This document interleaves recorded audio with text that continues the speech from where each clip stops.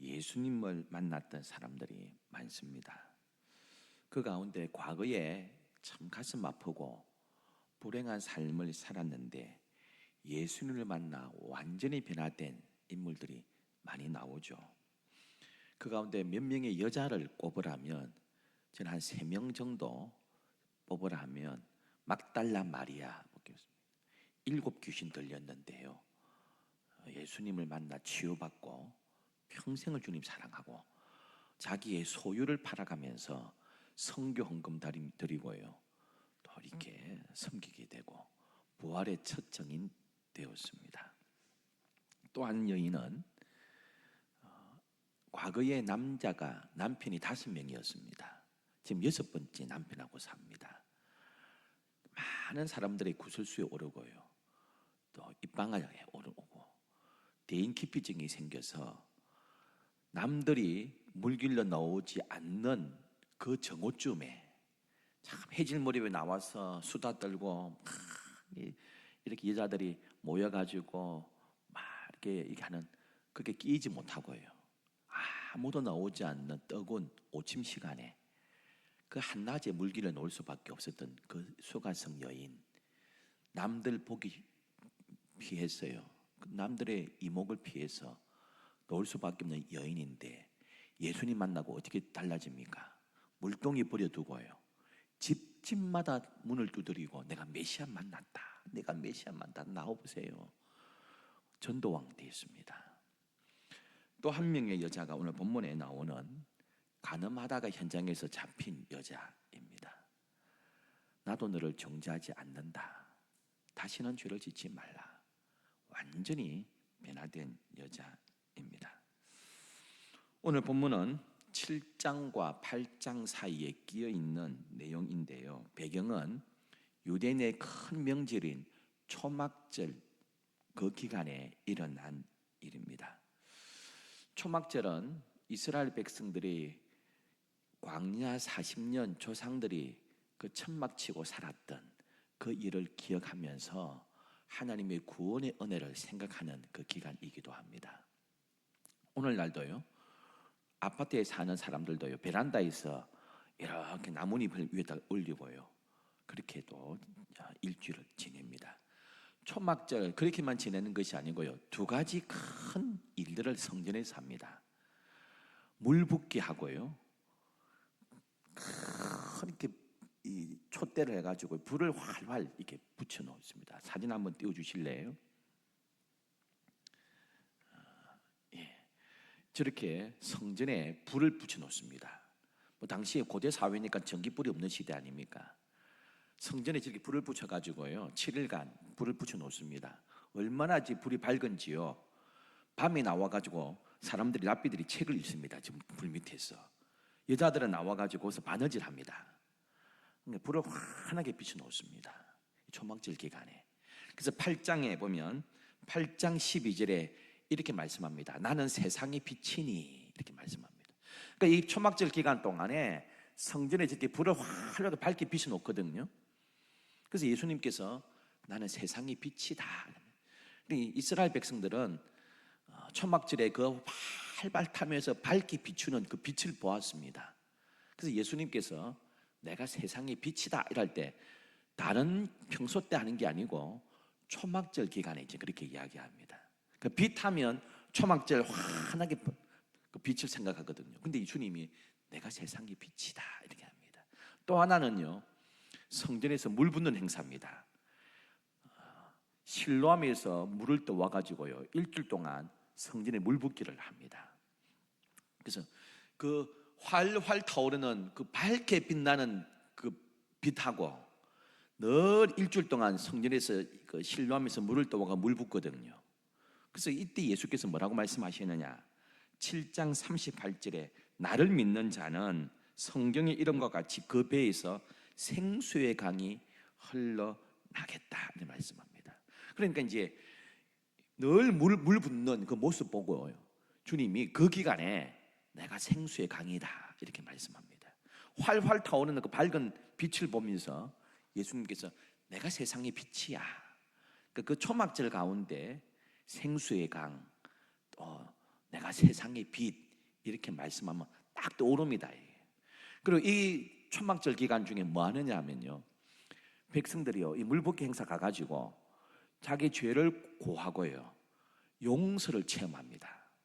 하나님의 사죄의 은총을 체험하고 자기의 모든 죄가 주님 앞에 용서받았다 하고 회개하고 용서받은 기쁨으로 그 초막절을 보냅니다. 이 사진 지워주시면 되겠습니다.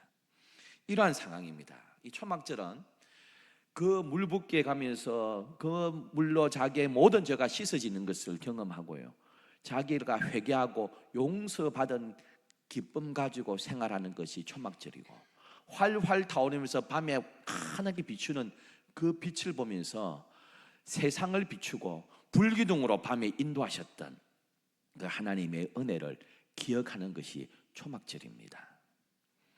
이러한 배경하에서 초막절을 지내는데요, 이 대제사장들이 사람을 보냈습니다. 부하들을 보내가지고 예수 체포하라 이렇게 보냈습니다. 그런데 사람들이 야, 다윗의 후손이다, 메시아 같다 이러고요, 야, 이 갈릴리 촌 사람인데 무슨 메시아냐, 막 갑론을박이 부러지고, 대제사장 무리들이 보낸 부하들이요, 그 예수님의 그 설교와 건의에 눌려가지고 다른 사람들이 야, 메시아다 메시아 이러니까 체포를 못하고 있는 겁니다. 이러지도 못하고 저러지도 못하고 체포하지도 못하고, 또 체포하려니 또 백성들의 시선이 두렵고, 체포를 안 하자니 가서 또 책망받을 것 같고, 이렇게 되어 있습니다. 여러분, 대제사장과 제사장들은요 사두개파입니다. 사독이라는 제사장 후예들입니다. 그 다윗 시대의 그 사독 그 후손들이 제사장 되는데요, 이 사두개파는요, 제가 말씀 몇 번 드린 대로요, 천사도 안 믿고 천국도 안 믿습니다. 자기가 죽어서 천국 간다 생각 안 합니다. 사두개파는. 그 제사장은 천국도 안 믿고 영혼도 안 믿습니다. 그러면서 제사 지냅니다. 그 사두개파는요, 우리는 죽어서 천국 가는 게 아니고 천사도 없고 천국도 없고 우리 천국 가는 게 아니다 합니다. 그래서 하나님 잘 섬기면 천국이 없으니까요, 이 땅의 삶으로 끝납니다. 그래서 사두개파는 여기서 복 받는 게 최고의 복입니다. 우리 천국 안 가니까요, 천국 없으니까요, 여기에서 받는 복이 최고의 복입니다. 여기서 복 안 받으면 이제 복 받을 데가 없잖아요. 그래서 권력과 결탁하고 여기서 뭔가 물질도 많이 취해야 되고 합니다. 근데 그게 제사장들이에요. 지금 이상하죠? 천사도 없다 하고 천국도 없다 하는데 사두개파는 그렇습니다. 예수님께 시비 겁니다. 사두개파들이요. 자기들은 천국 없거든요, 영혼도 없거든요. 그래서 7형제가 7명인데 한 여자하고 살았습니다. 후손이 없어가지고 천국 가면 이 여자는 누구 부인입니까? 자기들은 천국 없다고 생각하거든요. 천사도 없다고 생각. 그 주님이 뭐라 하잖아요. 성경도 모르고 하나님 능력도 모르는 놈 사람들이라고요. 근데 바리새파는 안 그렇습니다. 바리새파는 교리적으로는 문제가 없어요. 그런데 삶과 신앙이 일치하지 않고요, 아주 회칠한 무덤이라고 책망받습니다. 위선적이라고 책망받습니다. 그 사두개파하고 바리새파는요, 교리가 영 안 맞아요. 앙숙입니다. 그런데 예수 죽이는 데는 딱 한마음이 됐습니다. 그래서 예수를 잡기 위해서는요, 교리도 안 맞고 여러 앙숙인데 예수 죽이는 데는 한마음이 돼가 죽이려고 합니다. 그래서 아래 사람을 시켜 예수를 잡아오려는데 아래 사람들이 못 잡아오는 것입니다. 예수님께서 많은 사람들 설교하시고요, 저녁에 다 자기 집으로 돌아가는데 오늘 읽었던 마지막 절에, 그 7장 마지막 절에 예수님은 감람산으로 가셨습니다. 사람들은 집에 가고 예수님은 감람산에 가서 기도하시고 이렇게 합니다. 감람산에 겟세마네 동산이 있습니다. 감람산이 있고 그 옆에 또 동산이 따로 있는 게 아니고요, 우리 번역은 동산이라 되어 있는데 감람산 안에 조그만 정원입니다. 그냥 정원이라 번역하는 게 낫습니다. 제가 주보에 이렇게 한번 감람산에 겟세마네에 대해서 적었는데요, 또 다른 동산이 있는, 작은 산이 있는 게 아니고 감람산 안에 조그만 정원입니다. 그래서 어떤 학자들은, 또 내려오는 문서들은 겟세마네 정원이 그 마가 집에, 마가 엄마의 소유였다, 뭐 이런 기록 봅니다. 그래서 올 때마다 그 겟세마네 정원에서 기도했다. 그리고 아침이 되었습니다. 2절은 이렇게 기록합니다. 아침에 다시 성전으로 들어오시니 백성이 다 나오는지라 앉으사 그들을 가르치시더니 겟셋마네 정원, 겟셋마네 동산에서 철학 기도하시고요. 아침 되자 사람들이 이 사두개파, 바리새파 대제사장의 부하들이 예수를 체포하려고 기다리고 있는데 그 위험한 장소 성전으로 다시 들어오셨습니다. 성전뜰에서 많이 가르치셨습니다. 이때 서기관들과 바리새인들이 이때를 놓치지 아니하고 예수를 잡으려고 합니다. 근데 백성들이 인기를 끌고 있으니까 그냥 잡았다가는 백성들의 소유가 일어날까 싶어서 참 고민 중에 있습니다. 그러다가 예수에게 참 올무를 씌워보려고요, 우리가 아는 가늠한 여인을 잡아옵니다. 3절은 서기관들과 바리새인들이 음행 중에 잡힌 여자를 끌고 와서 가운데 세우고, 좀 가늠하다가 현장 잡혔습니다. 바로 현장에서 현행범으로 잡혀왔습니다. 그 현장을 봤잖아요. 변명도 못합니다. 변명의 여지도 없이 끌려왔습니다. 그 사람들이 다 돌을 들고요, 이 죄인 여자를 쳐 죽이려고 돌을 들고 서 있습니다. 거기에 엎어져 있는 이 여인요, 큰 수치를 느끼고 있었을 것입니다. 수치뿐 아니라 지금 돌에 맞아 지금 죽을 위기에 있습니다. 부끄럽고 죽음의 공포 아래 있고요, 벌벌 떨고 있습니다. 그런데 여러분, 이상하잖아요. 간음 음행 중에 잡혔으면 남자는 왜 안 끌고 와요? 여자만 다 끌고 옵니다. 남녀를 같이 끌고 와야 되지 않겠습니까? 여러분, 음행하는데 백주 대낮에 사람들을 보는 데서 했겠습니까? 안 보는 데서 했을 겁니다. 그런데 어떻게 정보가 들어가 가지고 누가 일러 바쳤든지 잡혔습니다. 아니면 이 바리새인 서기관들이 남자를 사주해 가지고요, 일부러 그런 음모를 꾸며 가지고 덮쳐 가지고 잡아왔는지도 모릅니다. 어쨌든 이 죄는 남자 여자가 같이 지었는데 여자만 잡아왔습니다. 지금 아무리 당시에 여자들이 인권이 없다 하지만은요, 4절 5절은 이 여자가 간음하다가 현장에서 잡혔습니다. 빼도 박도 못하는 현행범입니다. 모세의 율법에 이러한 여자를 돌로 치라 명하였거니와 선생은 어떻게 말하겠습니까? 모세의 율법은 신명기 22장을 말합니다. 레위기도 있는데요, 신명기 22장 22절 이렇게 기록합니다. 어떤 남자가 유부녀와 동침한 것이 드러나거든 그 동침한 남자와 그 여자들 둘 다 죽여 이스라엘 중에 악을 제할지니라. 둘 다 죽이라 이랬습니다. 근데 둘 다 안 끌고 여자만 끌고 왔거든요. 어쨌든 죽이라 이렇게 되어 있습니다. 근데 죽이는데 교수형을 할 건지 돌로 쳐 죽일 것인지 뭐 어떻게 죽일 사형 방법은 안 나와 있습니다. 그러니까 알아서 이렇게 죽입니다. 또 하나 23절부터 24절에 이렇게 말씀합니다. 처녀인 여자가 남자와 약혼한 후에 어떤 남자가 그를 성업 중에서 만나 동침하면, 처녀입니다. 그런데 정혼해 놨습니다. 약혼해 놨습니다. 너희는 그들을 둘 다 성읍문으로 끌어내고 그들을 돌로 쳐 죽일 것이니 랍니다. 그러니까 이제 정혼했거든요. 마리아하고 요셉하고 정혼하지 않았습니까? 보통 1년 뒤에 결혼하는데요, 정혼했으면, 약혼했으면 법적으로는 부부로 봅니다. 아직 한 번도 동침한 적은 없지만 법적으로는 부부로 보는데, 이 사이에 여자가 간음하면 어떻게 죽이라고요? 돌로 죽입니다. 이때는 죽이는 방법이 돌입니다. 돌로 쳐 죽이라 이렇게 말씀하고 있습니다. 근데 지금 여자를 현장에서 잡아가지고 딱 예수님 사람들 앞에 딱 눕혀놓고 돌 들었잖아요, 전부 다. 그러면 돌로 죽이는 방법은 정혼한 여자가 간음했을 때입니다. 또 앞에도 유부녀가 간음했을 때는 또 돌로 죽일 수도 있어요. 뭐 어떻게 죽이는 방법은 안 나와 있으니까요. 돌로 쳐 죽일 수도 있고 교수형할 수도 있고 뭐 다르게 죽일 수도 있고. 그런데 정혼한 여자가 다른 남자하고 결혼하기 전에 이런 일이 생기면 어떻게 죽이라고요?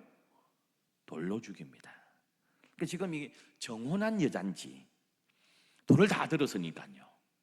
돌을 다. 여러분 그 당시에 여자들 평균 결혼 연령이 16살 정도입니다. 그럼 지금 끌려온 여자는요 10대입니다. 10대 애입니다. 15살, 16살 이때 결혼하니까요. 어린애입니다 지금. 머리 나게 결혼할 당신은 한 16, 17살 이때 결혼했으니까요. 어쨌든 지금 우리나라 나이로 애들 보면 중3쯤 된 애입니다. 중3쯤. 중학교 3학년쯤 된 애인지 아니면 죽이는 방법은 안 나와 있으니까 다른 그냥 유부녀인지. 돌로 쳐 죽이는 거는 정혼한 여자, 다른 유부녀는 죽이는 방법은 안 나와 있으니까 돌로 쳐 죽일 수도 있으니까 그냥 유부녀인지 알 수는 없지만은요. 정혼한 여자면 참 15살, 16살 밖에 안 되는 어린 소녀고, 다른 유부녀라면 죽이는 방법은 안 나와 있으니까 돌로 죽일 수도 있으니까요. 아마 어린 아이는 아니겠죠. 다른 그냥 좀 더 20대, 30대 유부녀라고 보는 게 좀 더 맞지 않을까도 싶습니다. 어쨌든 남자는 안 잡아왔어요. 여자만 잡아왔어요. 남자 위주의 사회에서 여자만 벌하는 것 참 쉬운 일입니다. 올가미에 딱 걸려들었습니다. 이 여자를 희생양으로 삼아서 예수를 고소할 거리 찾습니다. 참 나쁘잖아요. 얼마나 악합니까? 이 여자의 인생은 자기들은 신경 안 씁니다.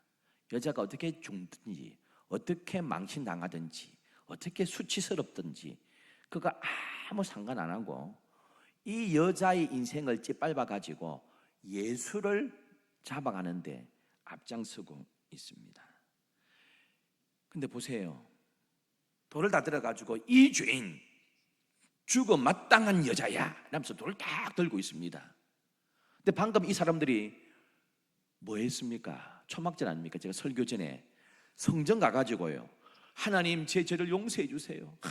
감사합니다. 저 물로 씻음 받은 제 너무너무 제 죄를 용서해 주셔서 감사합니다. 이래가 와놓고는 자기는 금방 회개하고 용서받았다고, 내 죄가 용서받았습니다 이래놓고 돌아서가지고 돌 들어가지고 이 여자는 용서 안 돼 죽이 이라고 있습니다. 지금 이 모습입니다. 그게 초막절에 일어난 일입니다.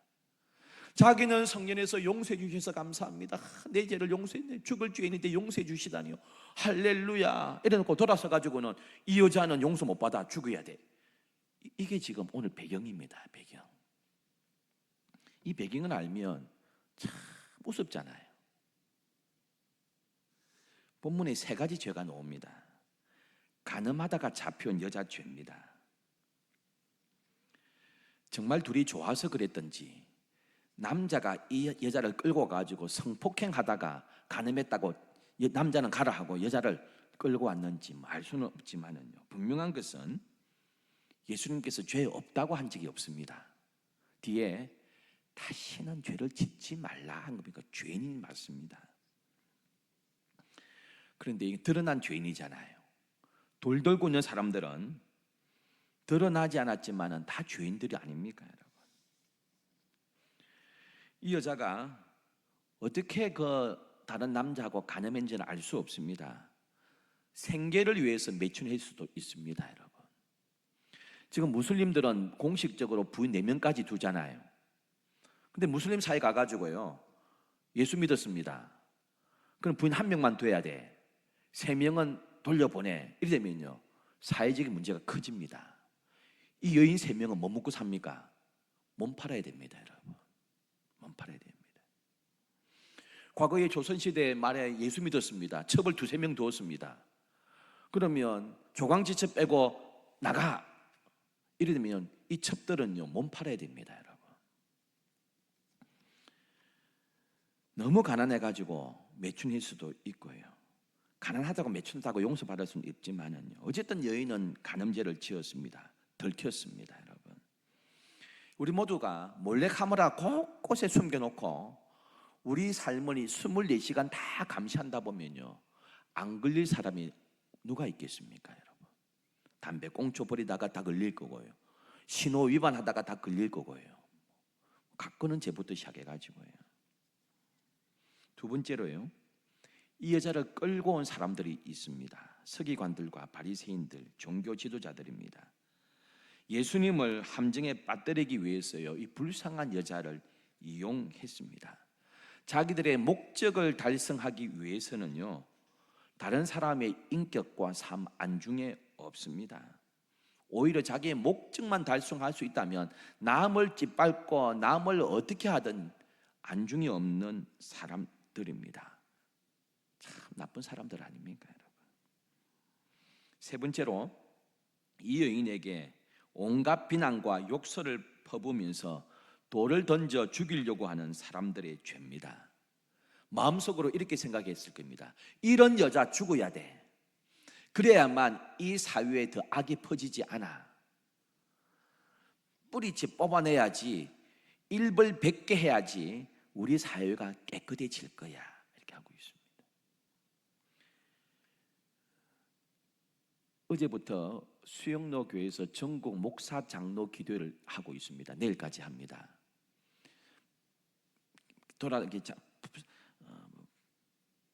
매년 하는 게 아니고요. 매년 하는데 부산에는 몇 년에 한 번씩 합니다. 몇천 명이 모이니까 이제 수영로, 부산에 살면 수영로 교회에서 하고요.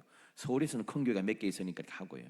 어떨 때는 저 강원도 리조트 빌려가지고 작년에는 3천 명 모여가지고 목사님 장로들 모여 기도회하고 하는데요. 어제 제가 참석을 했습니다. 참석하는데 오정현 목사님 설교하셨어요. 사랑교회 오정현 목사님 오셔가지고 설교를 하시던 뒷부분에 동성애도 이야기하시더라고요. 좀 강하게. 우리 작년에 언제입니까? 또 서울에서 몇 달 전에 했었잖아요. 그 집회도요. 그래서 거기에 대한 저는 조금 마음이 서글픈 게 있어요. 동성하면 동성애만 죄입니까? 아니잖아요. 사기치는 거, 횡령하는 거, 뭐 얼마나 그런 죄는 뭘 안 하고 동성애만 이야기해요. 동성애만. 그래서 더 나아가서 동성애자는요, 아주 용서받지 못할 사람처럼 이야기해요. 우리 그건 동성애는 죄지만 동성애자는 죄인이잖아요.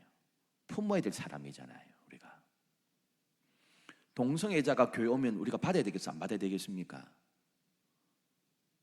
동성애자가 교회 출석합니다. 아직 그 동성애를 안 버렸어요.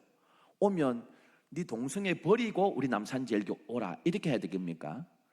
아니면 일단 와라 이래 해야 되겠습니까? 네가 교회 오면 청년들한테 이거 악영향이 있어, 오지마, 동성애 버리고 와 이렇게 해야 되겠습니까? 어떻게 되겠습니까, 여러분? 중병에 걸렸는데 병원에 오는데 병 나으면 와, 병 나으면 와. 여러 가지 암은 안 돼. 암은 안 돼. 다른 병은 돼. 이렇게 하겠습니까?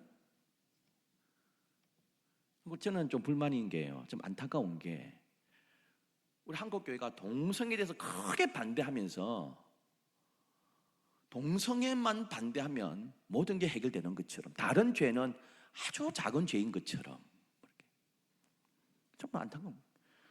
그리고 우리도 아주 깨끗한 것처럼. 동성애는 죽을 죄고 사기치고 공금횡령하고요, 뭐 성폭행하고 남들의 이런 것들은 덜 중한 죄입니까? 아니잖아요, 여러분.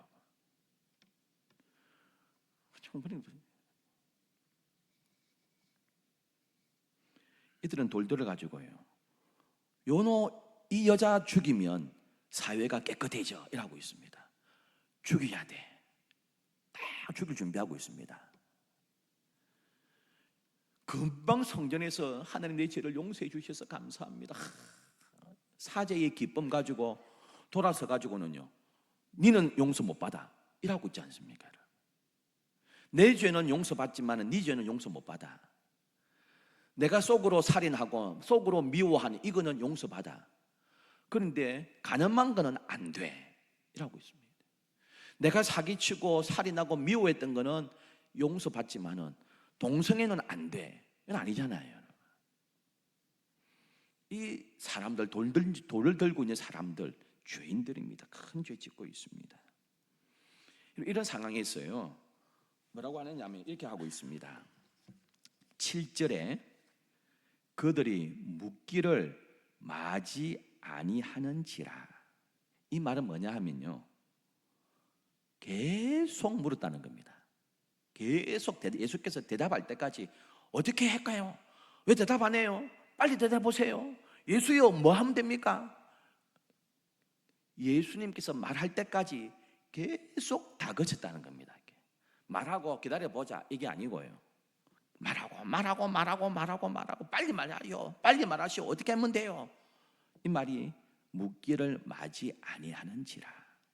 근데 예수께서요, 사람들이 막 소리 지르는데 아무 소리 안 하십니다. 그리고 땅에다가 뭘 쓰셨어요. 뭘 썼는지는 알 수 없습니다. 어떤 랍비는 이렇게 이야기합니다.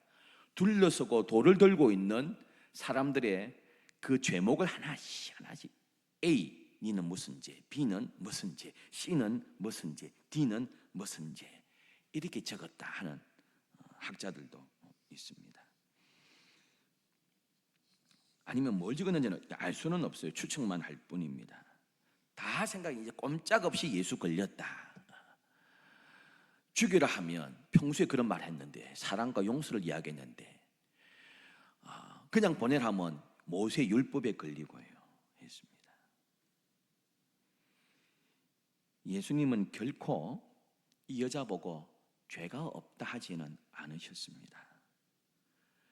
예수님은 우리 죄를 분명히 용서해 주시지만 죄를 가볍게 여기시는 분은 아닙니다.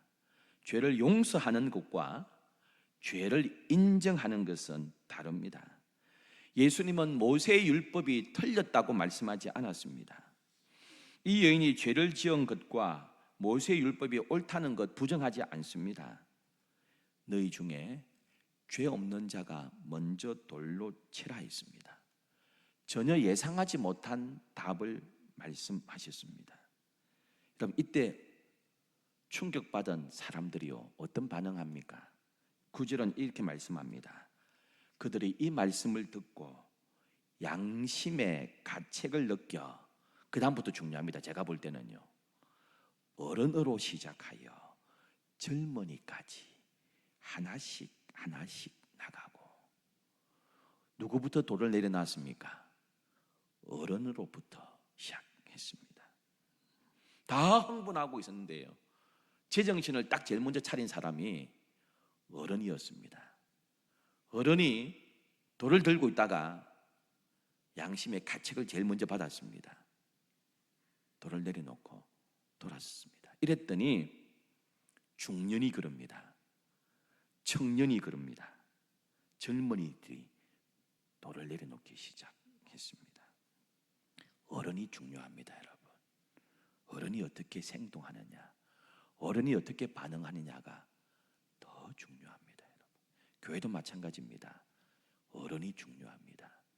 어른이 어떻게 자리를 잡느냐, 어떤 본을 보이느냐, 교회 어른이라고 생각하는 사람이 어떻게 돌을 내려놓느냐, 여기에 따라서요 젊은이들이 돌을 내려놓습니다. 우리는 어른 아닙니까? 어떤 본을 보이고 있습니까? 하나씩 내려놓고 갔습니다. 이렇게 할 수 있었던 이유는 예수님의 말씀의 권위입니다. 말씀 앞에 딱 서니까 양심이 가책받기 시작했습니다. 자기를 감싸고 있던, 금방 용서받았는데 여기 와가지고 돌을 드는 자신의 모습이 보여지기 시작했습니다. 우리가 말씀 앞에 직면할 수 있는 저와 여러분 되기를 축원합니다. 여러분, 말씀을 자꾸 회피하니까 변화가 안 돼요. 말씀이 탁 부딪힐 때 가책을 느낍니다. 그리고 어른으로 시작하여서 돌을 넣기 시작합니다. 내가 과연 돌을 던질 수 있는 자격이 있는가 하고 있습니다. 원래는요, 이 문제가 생기면 정인이 돌을 던집니다. 현장에 있었던 내 눈으로 똑똑히 보았습니다 하는 정인이 돌을 던집니다. 그러면 그 다음부터 다른 사람이 돌을 던집니다. 어찌 보면요, 너희 가운데 정인이 있으면 던져라 이 소리가 있습니다. 그럼 정인이 없다는 거예요. 얘기했습니다. 어쨌든 어른으로 시작해서 가책을 받고요, 돌을 내려놓습니다. 우리는 어른입니까, 여러분? 말씀 앞에 바로 서는 저와 여러분 어른 되기를 소원합니다, 여러분. 예수님의 말씀의 권위 앞에 자신을 직면하니까요, 돌을 내려놓기 시작했습니다. 살벌했던 분위기가 한순간에 평정을 되찾았습니다. 어둠과 저주의 죽음이 떠나고요, 평안의 빛이 왔습니다. 10절에 예수께서 일어나사 여자 외에 아무도 없는 것을 보시고 이르시되 여자여 너를 고발하던 그들이 어디 있느냐, 너를 정죄한 자가 없느냐 했습니다. 고발하고 정죄한 자가 있느냐. 여러분, 고발하고요 정죄하는 사람 대표적인 게 누굽니까? 마귀잖아요. 참소하는 자잖아요. 마귀는 우리를 자꾸 정죄합니다. 네 같은 게 목회하냐? 네 같은 게 장로냐? 네 같은 게 집사냐? 네 꼬라지를 알아라. 사탄은 우리를 자꾸 참소해요. 자꾸 정죄합니다, 여러분. 자꾸 고발하고요, 고소하고 정죄하는 것, 이건 마귀의 특징 아닙니까? 우리 예수님은 뭐라고 합니까? 정죄하지 않습니다. 11절에 나도 너를 정죄하지 아니하노니. 할렐루야, 여러분. 얼마나 수치스럽고 공포 가운데 떨고 있었던 이 여인이요, 이제 다 틀렸다 포기하는데 예수님의 회복의 말씀이 들려집니다. 나도 너를 정죄하지 않는다. 사랑하는 성도 여러분, 예수님은 우리를 정죄하지 않는 분이신 줄 믿습니다. 정죄하지 않는 것이 아니고요, 구원하시는 분이십니다. 정죄하지 않습니다. 십자가에 못 박혀 죽으시면서 우리를 용서해 주시고요, 하나님의 자녀의 자리로 회복시켜 주시는 분이십니다. 나는 너를 정죄하지 않는다. 나는 너를 사랑한다는 주님의 말씀 아닙니까? 죄를 지어서도요 정죄하지 않으시고 품어주시는 주님의 그 은혜입니다. 예수님은 죄를 지은 여인의 처지를 이해하시고 품어주셨습니다. 죄를 아무것도 아니야 이렇게 말씀하지 않았습니다. 죄는 죽을 죄고요, 죄는 미워하지만 그 사람을 품어주셨습니다. 예수님은 여인을 불쌍히 여겨주셨습니다. 이 여인에게 정말 필요한 것은 정죄받고 돌에 맞아 죽는 것이 아니라 회복과 용서의 사랑인 것을 아셨습니다. 그래서 예수님은 이 여인을 정죄하지 않으시고 용서해 주시고요, 소망과 사랑과 은혜로 회복시켜 주시고 새로운 삶을 살라고 인도해 주셨습니다. 이 이후에 이 여인의 삶은 나오지 않습니다. 근데 우리 충분히 짐작할 수 있잖아요. 운이 좋다고 여기면서 재수 이러면서 다른 남자 막 이 남자 저 남자 만나며 살았겠습니까? 결코 그렇게 하지 않았을 것입니다. 이때 예수님의 조건 없는 사랑과 그 은혜에 충격받았을 것입니다. 감격과 환희의 기쁨을 맞이했을 것입니다. 그리고 돌아가서는 변화된 삶을 살았을 것이 틀림이 없을 겁니다. 사랑하는 성도 여러분, 이 여인만 회복되었나요? 저와 여러분도 똑같이 용서받은 이 여인인 줄 믿습니다, 여러분. 우리를 그렇게 품어주시고 오늘 나에게 이렇게 말씀하시잖아요. 나도 너를 정죄하지 않는다. 아무도 너를 정죄하지 않는다. 내가 용서하마. 이렇게 말씀하고 있습니다. 그 회복의 은혜, 그 사랑의 은혜, 날마다 감격하고 사는 저와 여러분 되기를 원합니다.